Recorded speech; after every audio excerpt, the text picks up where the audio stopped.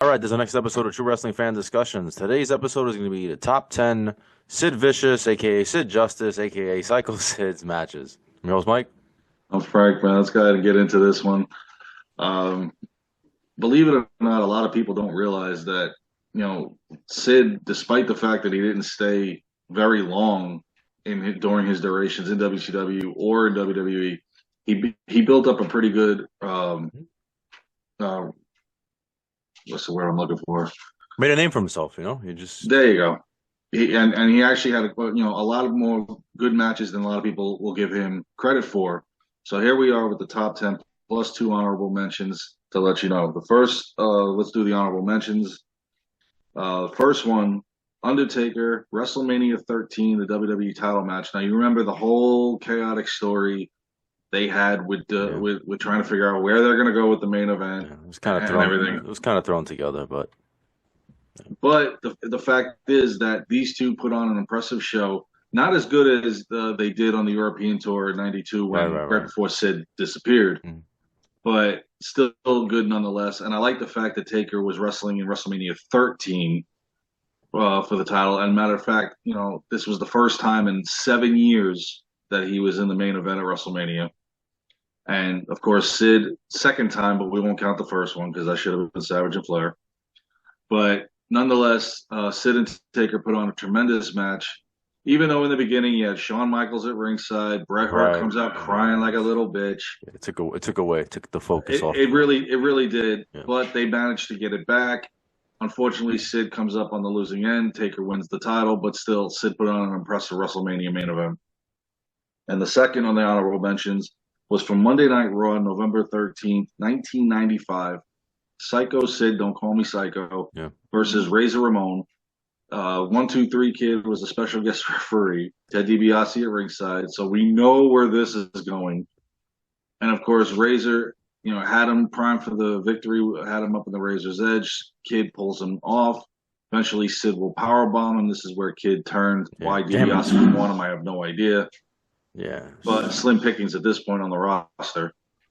And Sid gets the victory for the corporate money, corporation for DiBiase, and comes away with the victory. And again, 1, 2, 3 Kid turns on his best friend on this night, but still was a pretty good match prior to that. Hmm. Now let's get to the top 10.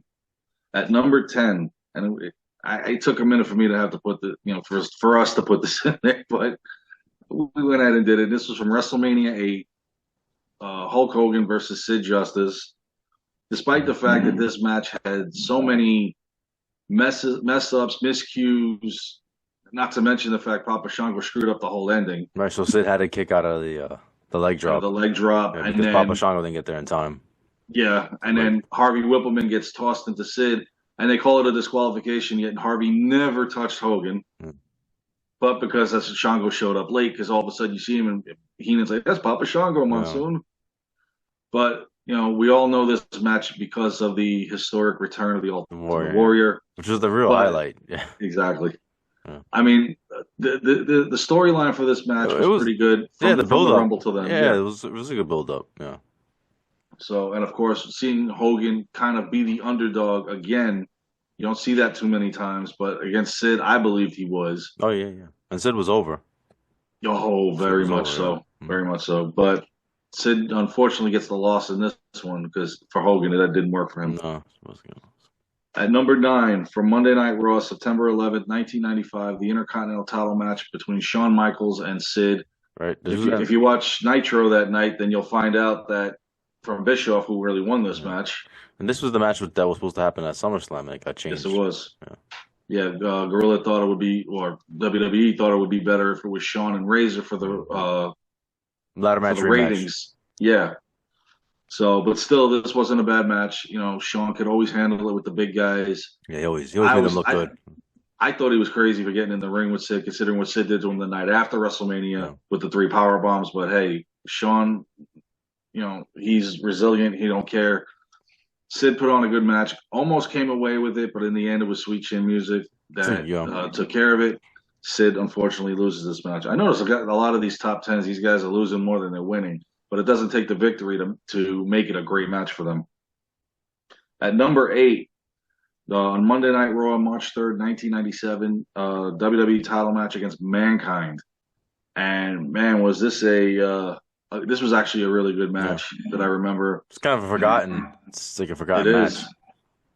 And this is one of the things that also started to make Mankind in 1997 because when Sid hit that choke slam on him and we thought he was out, Mm-hmm. he kicks out at the 2 count, Yep. and the fans who were cheering the whole time for Sid gave a huge pop for Mankind kicking out of that, and Sid just says, "Oh, screw this," gives him a massive power bomb, Mm-hmm. and he ain't kicking out of that one. And Sid successfully retains the WWE title against Mankind.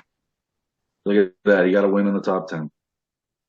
At number 7 from Monday Night Raw, February 17th, 1997, WWE title match. Bret Hart defending the title against Psycho Sid. And here we go. Throughout February and March of that year, if Bret was in the ring, you knew who was coming around. And Austin, during this match, came in as many times as he possibly could, hobbling into the ring to try to interfere in this match. Finally, it cost Bret Hart the match, in which Damn it. Psycho Sid wins the WWE title on this night. And so this just enrages Bret Hart even further as far as how screwed he's getting. Hey, at this point, I don't blame him. But Sid gets the victory here and gets the WWE Championship. At number 6, we're going again. We're going with Bret Hart again. Monday Night Raw 1 month later, March 17th, Yep. 1997. This time in a steel cage match. And this time we have all 4 participants from WrestleMania because it all benefits them. Austin's at ringside because if Bret wins, Austin's in the main event. Taker's in Sid's corner pretty much, well, sort of, trying to maintain the fact that he's got the main event. And these guys were as much as they hate each other, they had to work with their opponent. Mm-hmm. But in the end, it was Taker that cost Bret the match by slamming the cage into him, and Sid retaining the title against Bret Hart and now solidifying WrestleMania's main event and the submission match, Bret versus Austin. At number 5, Halloween Havoc 1999 for the WCW US title against Goldberg. Despite the fact that Goldberg's a 2-move man and Sid at this point is not moving around as much as he could, these two behemoths still put on a great match for the US title. It was a war. On a night that had a lot of chaos into it. It was a bloody with the battle. and then with the whole Sting Hogan thing. Yeah. Oh Jesus. Yeah, exactly. This was a night where they needed a good pop, and this match gave it. Yeah, delivered. Yep. Despite the fact that Sid came up on the losing end of it, and Goldberg winning the match, it still was pretty good. Mm-hmm. Probably one of the best matches on the card of that evening. Excuse me. At number 4, Royal Rumble 1997, where Psycho Sid is defending the title in a rematch against Shawn Michaels in San Antonio at the Alamo Dome. And this match was just great. He said what he would do. He would get his hands on the Lotharios. He attempted it. Shawn, did the same thing that Sid did at the Madison Square Garden with the camera. He used it against him. Did what he had to do. It was Lothario's last time going to be in his corner. Unfortunately, Sid loses the title. But again, hey, this is the beginning of 1997. He's going to get back. But Shawn wins on this night, regaining the title. Sid unfortunately comes off on the losing end of it, but it was still a great match in his favor. At number 3, In Your House, It's Time, December 1996, going back 1 month for the WWE title. It was Sid defending the title against Bret the Hitman Hart. Bret will stand there and say that Shawn Michaels cost him the match. Say what you want. I mean, it's funny that when we talked about this, the moniker "It's Time," because we knew it was supposed to be Vader versus Bret, not. But whatever. Honestly, to me, this was probably a little bit of a better match than what we would have had with Bret and Vader. But Sid comes away on the winning end of this, regardless who screwed who. He don't care. He's on top. He beats the Hitman Bret Hart, which is if you can do that, that's pretty impressive. He walks away as the champion, and now Shawn Michaels was the number 1 contender for the winner of this match. At number 2, it Sold Out 2000. Chris Benoit versus Sid Vicious for the WCW title with the special guest referee Arn Anderson. Unfortunately, this would be the last night you would see Chris Benoit. because of the aftermath. Now, the match itself was pretty good. Watching Benoit go at it with Sid. Sid went for submission hold. Benoit had his foot under the rope. Arn Anderson had called it. Soon after that, Benoit puts the crippler crossface Yeah. on Sid. Arn Anderson calls it, but you see Sid's leg clearly under the Hmm. rope. So once again, this whole nonsense where we can't just have a straight up winner. However, Chris Benoit wins the Yep. WCW title despite the fact that Sid probably should have won it Yeah, on the yeah, feet. correct. Yeah. But it was still a great match between the two. Benoit held his own against him, and Sid just threw everything at him, Mhm. and it was pretty good. And at number one, Survivor Series 1996, the crown jewel of Sid's career.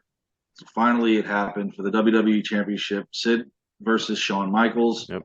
MSG. He's the heel, but everybody's But cheering he's for still him. getting a huge pop Like I for said, him. I've said this before. I was there that night, and everyone was cheering for Sid. They were booing Sean. Yeah, well, everybody likes the bigger guy, Yeah, and Sid was over. He was pretty over. much everybody knew it was time for Sid Hmm. because in the very short run he had in '92. Obviously, if he would have stuck around, I believe that the title would have been around his Yeah, waist. yeah. And then also in the short time he was there, he was already catapulted to the main event. Hmm. So to me, it was about time that the title was put on him. Yep. And on this night, it was, even though he used the camera and the whole Jose Lothario thing, All doesn't right. matter. Sid walks away the first time crowned WWE Mhm. Heavyweight Champion. Yeah. All right. Well, those are our Sid matches. Let us know what you think. If we missed anything, just let us know what your favorite Sid matches are. We appreciate it. So, like, comment, share, subscribe. We'll see you guys soon. Take care.